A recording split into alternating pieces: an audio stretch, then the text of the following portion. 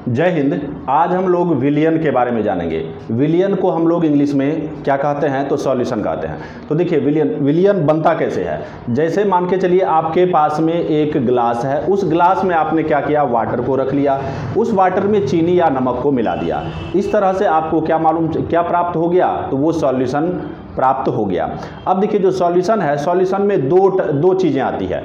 एक होती है सॉल्यूट, एक आती है सॉल्यूट, एक होती है सॉल्वेंट। तो सॉल्यूट को हिंदी में विलेय कहते हैं और सॉल्वेंट को विलायक कहते हैं। अब ये जो सॉल्यूट और सॉल्वेंट है, ये क्या चीज़ पर डिपेंड करेगी, मतलब कौन अधिक है और कौन कम है, इसी पर ये डिपेंड करेगा कि किसको हम लोग सॉल्यूट कहेंगे और किसको हम लोग सॉल्वेंट कहेंगे। जैसे मान के चलिए आपने क्या किया, पानी का ग्लास लिया, पानी के ग्लास में आपने क्या किया, 1 चम्मच नमक मिलाया। अब पानी इसमें अधिक है, इस वजह से यहाँ पर जो हमारा सॉल्वेंट हो जाएगा, मतलब हमारा जो ये विलायक हो जाएगा। ये विलायक कौन हो गया, तो पानी। वहीं पर वो जो नमक है, वो नमक क्या कहला जाएगा, तो वो सॉल्यूट कहला जाएगा। लेकिन अगर आप क्या करें, अल्कोहल लें, एक गिलास में मान के चलिए आपने एक गिलास से थोड़ा सा कम रखा अल्कोहल को, मतलब एक तरह समझिए पूरा फुल गिलास आपका अल्कोहल है, उसमें थोड़ा सा आपने पानी मिला दिया। तो अब इस वाले कंडीशन में सॉल्वेंट कौन बन जाएगा, तो अल्कोहल सॉल्वेंट बन जाएगा। वहीं पर अगर हम लोग बात करें एयर की, तो एयर भी एक प्रकार का सॉल्यूशन ही है। अब हमारे डियर फ्रेंड, यहाँ पर आप लोग इस बात को कंफ्यूज नहीं करेंगे कि सिर्फ जल का ही क्या होता है, सॉल्यूशन होता है। सॉल्यूशन 9 टाइप्स का होता है, उसको हम लोग अगले वीडियो में जानेंगे। यहाँ पर हम लोग थोड़ा सा इसका इंट्रोडक्शन ले लेते हैं। अब जैसे देखिए सॉल्यूशन जो होता है, ये सॉलिड भी होता है, लिक्विड भी होता है, गैस भी होता है। तो इसलिए हमारा जो एयर है हमारे डियर फ्रेंड, वो भी क्या है, तो सॉल्यूशन ही है। अब एयर में सबसे ज्यादा कौन सा गैस है, तो नाइट्रोजन गैस है, जो कि 78.1% है। एंड वहीं पर अगर बात करें ऑक्सीजन, तो 20.9% है। तो इसका मतलब इस वाले सॉल्यूशन में डियर फ्रेंड, इस वाले सॉल्यूशन में सॉल्वेंट कौन हो जाएगा, तो इस वाले सिचुएशन में सॉल्वेंट जो हो जाएगा वो हमारा नाइट्रोजन हो जाएगा। और सॉल्यूट कौन हो जाएगा, तो सॉल्यूट हो जाएगा हमारा ऑक्सीजन हो जाएगा। तो इस तरीके से हम लोग जाने कि एयर भी क्या है, एक प्रकार का सॉल्यूशन है। तो अब यहां से आप लोग इस बात का अनुभव लगा सकते हैं, अनुमान लगा सकते हैं कि कोई अगर सॉल्यूशन है तो कब किसको सॉल्वेंट कहेंगे, मतलब कब किसको विलायक कहेंगे और कब किसको विलेय कहेंगे। अब ये बात होगी क्लियर। अब देखिए जैसा कि मैंने लिखा है कि सॉल्यूशन जो होता है ये 3 तरीके का होता है, 3 तरीके का नहीं, हालांकि 9 टाइप्स का होता है, लेकिन मैं यहाँ पर बस 3 ही टाइप का बात करूंगा। एक होता है लिक्विड सॉल्यूशन। तो लिक्विड सॉल्यूशन में क्या होगा कि आपका जो सॉल्वेंट होगा वो लिक्विड होगा। वहीं पर अगर हम लोग सॉलिड सॉल्यूशन का बात करें तो उसमें सॉल्वेंट कौन होगा, तो सॉलिड होगा। वहीं पर अगर गैस सॉल्यूशन का बात करें, गैसियस सॉल्यूशन का बात करें, तो वहां पर हमारे डियर फ्रेंड जो सॉल्वेंट होगा वो कौन होगा, तो गैस होगा। अब देखिए यहां पर हम लोग आते हैं, जैसा कि यहाँ पर मैंने एग्जांपल में लिखा है कि अगर सॉल्यूशन बनाना है तो आपको वाटर में क्या घोलना पड़ेगा, तो सॉल्ट घोलना पड़ेगा। तो अगर सॉल्ट कम है और वाटर ज़्यादा है तो वाटर आपका क्या कहलाएगा, तो सॉल्वेंट कहलाएगा, मतलब विलायक कहलाएगा। सॉल्ट क्या कहलाएगा, तो सॉल्ट जो है हमारा विलेय कहलाएगा। उसी प्रकार से यहाँ पर ये सारी चीज़ें हैं। अब देखिए आप कभी घूमने के लिए जब जाते होंगे तो स्प्राइट, कोको कोला, ये सारी चीज़ें आप पीते हैं, तो ये भी आपका क्या है, तो ये भी आपका विलियन है, मतलब ये भी आपका सॉल्यूशन है। अब देखिए सॉल्यूशन कैसे, इसमें जो होता है कार्बन डाइऑक्साइड और जल मिला हुआ रहता है। अब इसमें बताइए जल ज़्यादा होता है या कार्बन डाइऑक्साइड ज़्यादा होता है। जाहिर सी बात है कि जो जल होता है पेय पदार्थ में वो ज़्यादा होता है और कार्बन डाइऑक्साइड क्या होता है, वो कम होता है। इसी वजह से ये जो जल है ये क्या कहलाएगा, तो सॉल्वेंट कहलाएगा, मतलब विलायक कहलाएगा। और ये जो कार्बन डाइऑक्साइड है ये क्या कहलाएगा, तो ये विलेय कहलाएगा, मतलब सॉल्यूट कहलाएगा। यहाँ पर मैंने एयर के बारे में आपको बता दिया है। अब देखिए जैसे यहाँ पर अगर हम लोग आए, जैसे एक होता है सॉल्यूशन हमारा डाइल्यूट सॉल्यूशन। क्या, डाइल्यूट सॉल्यूशन। इसको डाइल्यूट सॉल्यूशन को हम लोग हिंदी में तनु सॉल्यूशन, तनु विलियन भी कहते हैं। मान के चलिए आपने पानी लिया, पानी में या ऐसे बोलिए कि 1 गिलास आपने पानी लिया, उस 1 गिलास पानी में 1 चम्मच नमक डाला, तो ये आपका क्या हो गया, तनु विलियन हो गया। क्योंकि इसमें जो सॉल्यूट है उसकी मात्रा बहुत कम है, इसी वजह से ये क्या हो गया, तो आपका डाइल्यूट सॉल्यूशन ये क्या कहलाएगा, डाइल्यूट सॉल्यूशन कहलाएगा। अब आपने क्या किया, 1 गिलास वाटर लिया और उसमें 10 चम्मच नमक को मिला दिया। अब ये जो कहलाएगा आपका कंसंट्रेटेड सॉल्यूशन कहलाएगा, मतलब अब ये ज़्यादा तीखा हो जाएगा।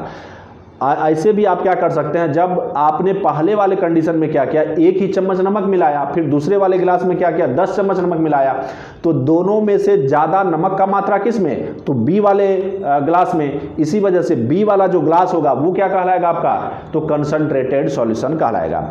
तो ये बातें हो गई। अब देखिए यहाँ पर हम लोगों को पढ़ना है क्या चीज़ के बारे में, तो सैचुरेटेड सॉल्यूशन। देखिए इसको पढ़ने से पहले यहाँ पर थोड़ा सा आ जाते हैं, जैसे लिक्विड सॉल्यूशन में, जैसे मान के चलिए आपने क्या किया, पानी में क्या किया, पानी में नमक को मिलाया, तो यहाँ पर सॉल्वेंट तो पानी हो गया, तो ये वाला जो हो गया लिक्विड सॉल्यूशन। अब वहीं पर अगर बात करें सॉलिड सॉल्यूशन का, जो हमारा जितना भी मिश्र धातु होता है, मतलब इसमें सॉलिड में सॉलिड ही मिलाया जाता है, जैसे लोहा को पिघलाकर उसमें क्रोमियम मिला दिया, कार्बन मिला दिया, ये सारी चीज़ें मिला दिया, तो ये हमारा हो जाएगा सॉलिड सॉल्यूशन। जैसे यहाँ पर मिश्र धातु में जैसे पीतल जो बनता है, अब देखिए पीतल जो बनता है वो कॉपर और जिंक के मिलने से बनता है, किसके, तो Cu और Zn के मिलने से बनता है।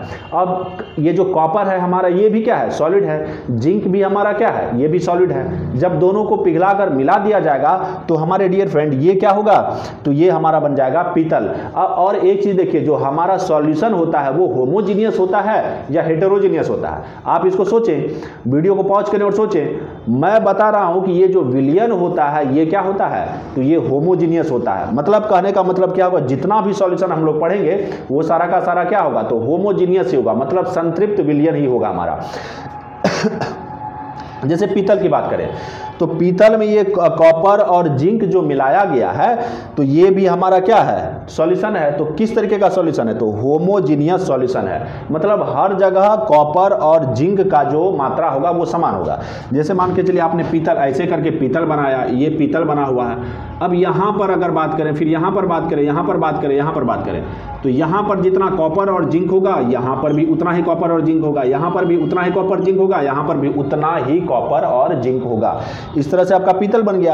अब है स्टेनलेस स्टील। स्टेनलेस स्टील जो बनता है वो हमारा देखिए आयरन, निकेल, क्रोमियम और कार्बन के मिलने से बनता है। क्या, तो आयरन, निकल, कार्बन और क्रोमियम के मिलाने से क्या बनता है हमारे डियर फ्रेंड्स, तो ये स्टेनलेस स्टील बनता है। देखिए स्टेनलेस स्टील जो होता है इसमें जंग लगता ही नहीं है। वहीं पर अगर बात करें आयरन की, तो आयरन में बहुत जल्दी जंग लग जाता है। तो मतलब जंग से बचाने के लिए, रस्टिंग से बचाने के लिए ये स्टेनलेस स्टील का निर्माण किया गया। अब देखिए एक है ड्यूरेलियम। ये जो ड्यूरेलियम बनता है ये एल्यूमिनियम, कॉपर, क्या, तो एल्यूमिनियम, कॉपर, मैग्नीज और मैग्नीशियम के मिलाने से, क्या, aluminium, copper, manganese and magnesium के मिलाने से हमारा जो ये अलॉय बनता है, मिश्र धातु बनता है ड्यूरेलियम, और ये भी क्या है, तो ये भी होमोजीनियस सॉल्यूशन ही है हमारे डियर फ्रेंड।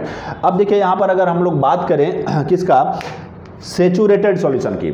अब जैसे मान के चलिए आपने एक गिलास पानी लिया, उस गिलास में मान के चलिए अभी तभी का जो टेम्परेचर, उस गिलास का टेम्परेचर कुछ जैसे 270 डिग्री 273 केल्विन का टेम्परेचर है।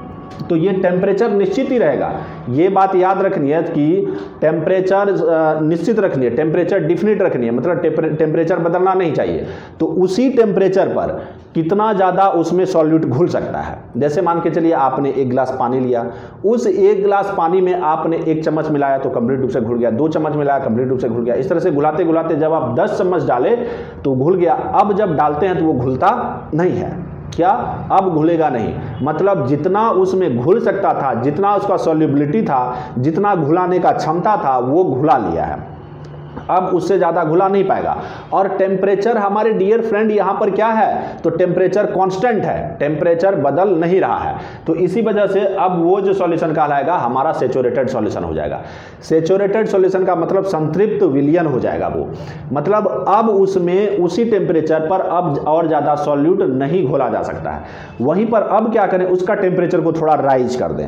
तो अब आपने जो 10 चम्मच जो चीनी मिलाया था या 10 चम्मच जो नमक मिलाया था, अब उससे ज़्यादा उसमें क्या हो सकता है, तो घुल सकता है। क्या, तो सॉल्यूट घुल सकता है, मतलब टेम्परेचर को राइज करने पर आप उसमें और ज़्यादा नमक या चीनी घुला सकते हैं। जैसे अब देखिए सेचुरेटेड सॉल्यूशन को जैसे ही आपने हीट किया, गर्म किया, तो वो बन गया क्या, तो अनसेचुरेटेड बन गया। क्या बन गया, तो अनसेचुरेटेड बन गया। मतलब अब उसमें उसकी जो विलेयता है, उसकी जो घुलनशीलता है, मतलब उसमें वो अधिक और ज़्यादा क्या घुल सकता है, विलेय को घुला सकता है। वहीं पर अब अगर बात करें सुपर सेचुरेटेड की, उसका टेम्परेचर को और ज़्यादा कर दें तो उसमें ज़्यादा से ज़्यादा आप क्या घुला सकते हैं, तो सॉल्यूट घुला सकते हैं, तो उसको हम लोग कहते हैं सुपर सेचुरेटेड।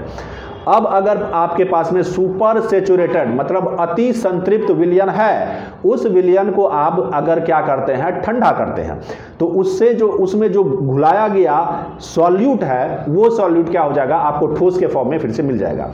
जैसे आप इसको, इस एक्टिविटी को ऐसे कर सकते हैं, आप क्या करें, पानी में क्या करें, जैसे 1 गिलास पानी है, उस 1 गिलास पानी में आपने, गर्म पानी है, उस गर्म पानी को आप क्या करें, उसमें बहुत ज़्यादा गर्म कर दें और उसमें नमक वगैरह घोल दें, फिर उस पानी को ठंडा करें, तो उसमें जो है आपको नमक मिल जाएगा। और वो जो नमक होगा किस फॉर्म में होगा, सॉलिड फॉर्म में होगा। हम लोगों ने मैटर वाले चैप्टर में पढ़ा था कि ये जो नमक है ये सॉलिड कहलाता है। क्या कहलाता है, सॉलिड कहलाता है। अब जैसे देखिए यहाँ पर हम लोगों ने देखा संतृप्त विलयन, फिर हम लोगों ने देखा असंतृप्त विलयन, फिर हम लोगों ने देखा सुपर सेचुरेटेड मतलब अति संतृप्त विलयन।